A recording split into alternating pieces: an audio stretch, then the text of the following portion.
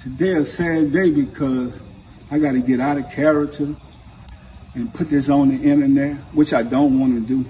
But I try to call my son. People say, "Why you call?" I did. He don't call back. It's been months. So my question is to Romeo.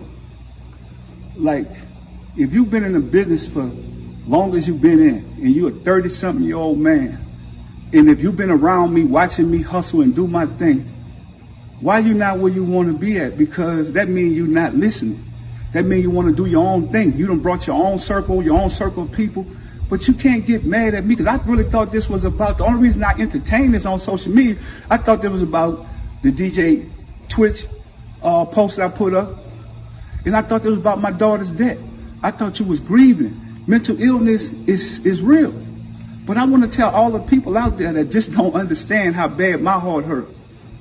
Romeo lost a sister, but I lost a daughter. And for any parent that's going through this, because I know that it brings people closer together or it tear them apart.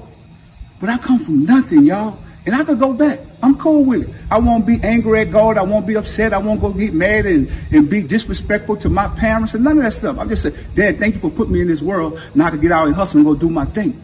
But that's the problem. When you take kids and you kind of like protect them from the real struggle and the pain, and you don't allow them to deal with their own consequences. And then when they grow older, you never gave me nothing. At 30-something, man, people could go back and look. You've been shining for a long time, son. All you got to do is pick up the phone and call me or come to the house and holler at me. The saddest thing about this is what the people want to see. They want to see destruction. So if you destroy me, what are you going to do for the rest of the family? Are you going to take care? You told me on the post that you put up, you go take care of people in the community. That's what you're supposed to do when you come from nothing. You go help people. I'm just not helping ungrateful people. I'm not an ATM machine. People can't just say they love me when I give them something. I'm tired of that, y'all. And any other parents, you could be rich or poor at a smaller level. You might give your kid $10, but if that's all you got, I've always fell off, got back up, hustled, did my thing. Sad situation here. I'm a fan of both of them. I grew up in the 90s. I grew off their music. Master P, No Limit, the whole little movement. And the cold thing about it is, I was on their side so hard and such a big fan that I was like, F Cash Money. They trying to be like No Limit. I was like really caught up in the situation. And at one point in time, Romeo was just as big as Lil Wayne. And for him to go ahead and disrespect his father like this, talking about he's currently broke, and all of his money in his music career was used to pay his father's taxes? Bruh, you were in position to make multiple millions of dollars. You made multiple millions of dollars. I've seen you in a bunch of movies. You were on tour. You should have been able to finagle yourself to get your money. You were supposed to keep No Limit going. You don't hear Silk the Shocker coming out crying. You don't. That's just a father to son thing to me. Like, I love my parents to death, but they didn't put me in position to maneuver and have my own businesses and have royalties. Bro, your face is on chips. You should have been able to leverage that on the fact that you have your face on chips out there that's selling to these kids. You're not moving the way you're supposed to. You don't have the heart of a hustler like your pops do.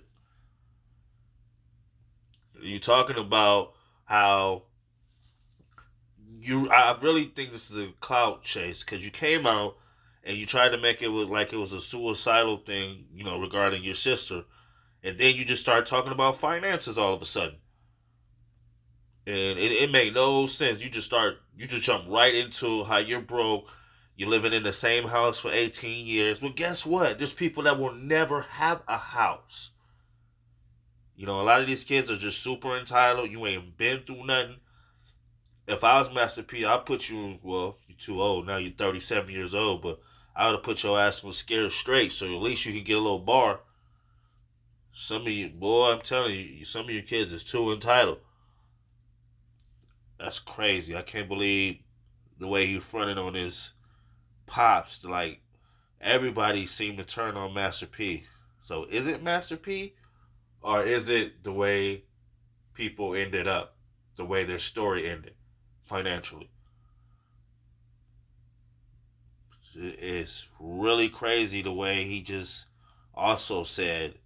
The one thing I will say about Romeo that I will agree with him is you putting on an image and acting like you got more money than you got, or acting like you somebody you not. That ain't cool. And side note, I have a personal story.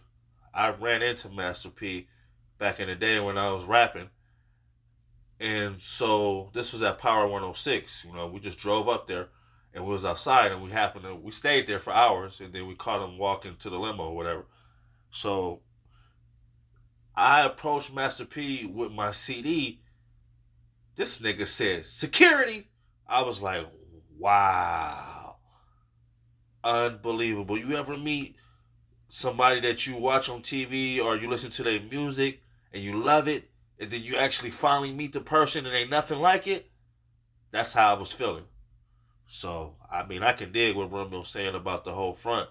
That nigga said, "Security, faster than fast." I'm like, bruh, just trying to give you this CD, man. You know what I'm saying? Listen to the music, trying to get on.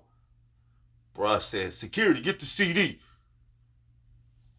And nigga just dipped off. I was like, wow. But anyways, I'm out.